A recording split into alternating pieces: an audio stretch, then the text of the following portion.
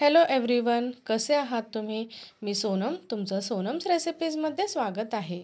आज आपण करणार आहोत शेपूची मस्त अशी भाजी आणि त्याच्यासोबत करणार आहोत भाकरी. शेपूची भाजी अगदी कमी सामानामध्ये आणि अतिशय छान अशी ही भाजी लागते.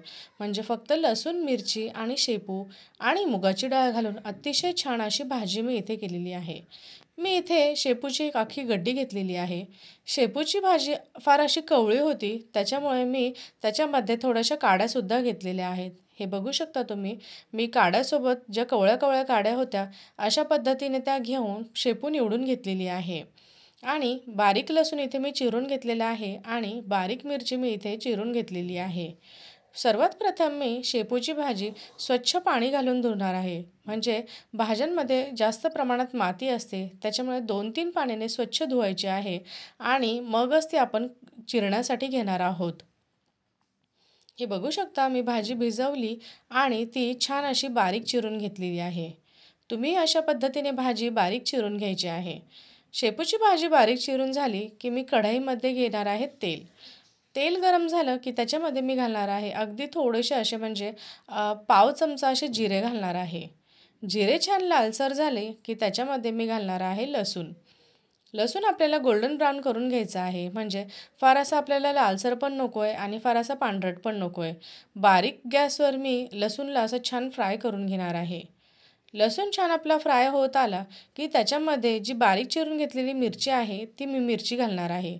मी इथे साधारण 2 ते 3च मिरच्या घेतलेल्या आहे. तुम्हाला तिखट जास्ती हवं असेल तर तुम्ही अजून मिरच्या घेऊ शकता. मिरचीला सुद्धा मी इथे छान फ्राय करून घेतलेलं आहे. हे बघू शकता, आपली मिरचीसुद्धा छान फ्राय झालेली आहे. मिरची लसूण फ्राय झालं की त्याच्यामध्ये घालायची आहे आपण जी बारीक चिरून घेतलेली आहे ती शेपूची भाजी. त्याच्यामध्ये घालायचं आणि छान मिक्स करून घ्यायचं आहे. हे बघू शकता तुम्ही, पाणी अजिबात नाही घातलेलं आहे आता सध्या तरी. आणि छान मिक्स करून घेतलं आहे. आणि मिक्स करून झाल्यानंतर अगदी अर्धा फुलपत्र असं मी पाणी घातलेलं आहे आणि चवीपुरतं मीठ मी इथे घातलेलं आहे. पाण्याचं प्रमाण बघू शकता तुम्ही. शेपू पटकन शिजते कवळी असल्यामुळे, त्याच्यामुळं अगदी थोडंसं असं मी पाणी घातलेलं आहे. आपली भाजी शिजते तोपर्यंत मी अगदी थोडंसं असं मुगाची डाळ घेतली आहे आणि त्याला भिजत घातलेलं आहे. मुगाची डाळ स्वच्छ धुवून घ्यायची आहे आणि भिजत घालायची आहे. फार जास्ती वेळ नाही भिजवायची मुगाची डाळ, अगदी 10-1 मिनिट भिजत ठेवायची आहे. आपल्या शेपूचं पाणी पण इथे आटत आलेलं आहे. म्हणजे बघू शकता, आपली शेपूची भाजी होत आलेली आहे. कधी पण हिरवी भाजी शिजवताना त्याच्यावर झाकण ठेवू नये, कारण त्याचा जो हिरवापणा असतो तो कमी होतो झाकण ठेवल्यामुळे. म्हणून शेपूची भाजी मी अशी न झाकण लावता शिजवून घेतलेली आहे. शेपूमध्ये अगदी जेव्हा थोडं थोडं पाणी राहील तेव्हा जी मुगाची डाळ भिजत घातली होती ती मुगाची डाळ मी त्याच्यामध्ये घातलेली आहे. मुगाची डाळ जास्त भिजवायची नाही, नाहीतर जास्त भिजवली की ती पटकन शिजते आणि अशी एकदम मऊ-मऊ होऊन जाते. आपल्याला शेपूसाठी थोडीशी कडकच डाळ हवी आहे. हे बघू शकता, आपली डाळ अशी छान झालेली आहे. म्हणजेच डाळ कडक झालेली आहे आणि शेपूची सुद्धा भाजी छान झालेली आहे.